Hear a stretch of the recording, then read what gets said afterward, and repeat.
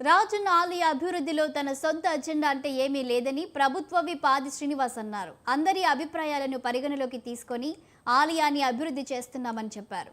ఇప్పటి వరకు రాష్ట్ర ప్రభుత్వం ఆలయ అభివృద్ధికి 150 కోట్లు కేటాయించిందని తెలిపారు. ఆలయ అభివృద్ధిపై త్వరలోనే పవర్ పాయింట్ ప్రెజెంటేషన్ ద్వారా అందరికీ వివరిస్తామని చెప్పారు. సామాజిక సేవలో బ్రాహ్మణుల కోసం వసతి గృహం ఏర్పాటు చేసుకోవడం సంతోషంగా ఉందని ఆది శ్రీనివాస్ అన్నారు.